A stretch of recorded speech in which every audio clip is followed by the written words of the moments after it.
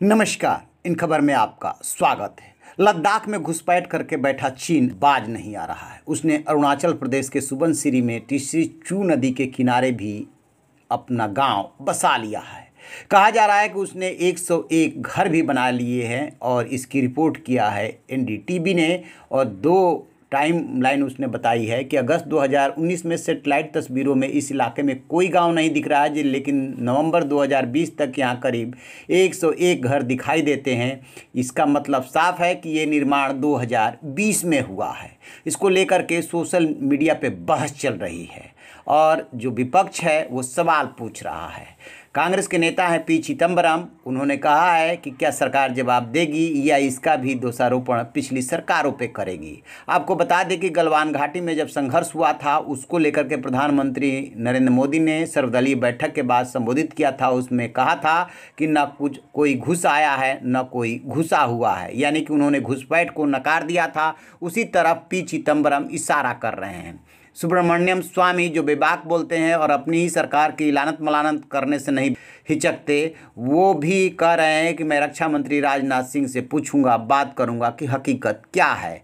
लेकिन इस तरफ जब विदेश मंत्रालय का ध्यान दिलाया गया और सवाल पूछा गया तो विदेश मंत्रालय ने बजाय सीधे सवाल का जवाब देने के कहा कि भारत भी अपने हिसाब से सड़कों का निर्माण कर रहा है और लोगों को उन इलाकों से जोड़ रहा है, यानी कि जो लोकल कनेक्शन है रोड्स का वो जोड़ रहा है, लोगों की रोजी रोटी की व्यवस्था कर रहा है। यानी कि परोक्ष रूप से भारत इस बात को मान रहा है कि हाँ, चीन ऐसी गतिविधियां करता रहा है। साथ में विदेश मंत्रालय ने ये भी कहा है कि हाँ, वो ऐसा करता रहा है और भारत भी ये कदम उठा रहा है।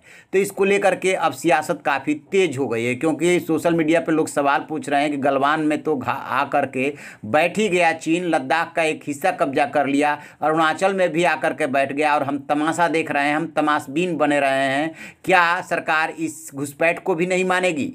बात सिर्फ इतनी नहीं है। बीजेपी के ही सांसद है तपीर गाओ, जो वहीं से आते हैं, उनका कहना है कि अरुणाचल प्रदेश में भारतीय क्षेत्र के भीतर विवादित क्षेत्र में चीनियों ने पिछले साल में 100 घर, गांव, एक बाजार और 2 लेन की सड़क का निर्माण किया है।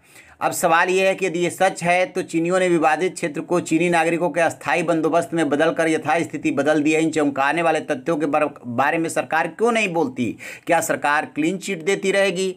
तो बीजेपी सांसद भी आरोप लगा रहे हैं। एक बात और आपको बता दें, जब चीन से टकराव चरम पे था उस समय भी बीजेपी सांसद यानी अक्टूबर नवंबर के महीने में बोले थे, ये बात का खुलासा किया था कि चीन जो है गांव बसा रहा है। सबसे बड़ा सवाल ये है कि क्या वास्तव में वो अरुणाचल प्रदेश में 3 से 4 किलोमीटर अंदर आकर के उसने गाँव बसाया है या उसने अपनी तरफ बसाया है। एक बात ये भी आ रही है कि इतना ही नहीं है कि उसने गाँव बसाया है, बल्कि उसने अपनी आर्मी का एक बेस भी बनाया है और जो भारत के साइड में है। तो भारत चुप क्यों है? क्या लद्दाख से उसने यही सबक लिया है? बहुत सारे सवाल है और सोशल मीडिया पर लोग सवाल पूछ रहे हैं कि क्या सरकार खुल करके इसका जवाब देगी। जवाब का इंतजार रहेगा। रहिए न बेखबर, देखते रहिए इन खबर। Thank you.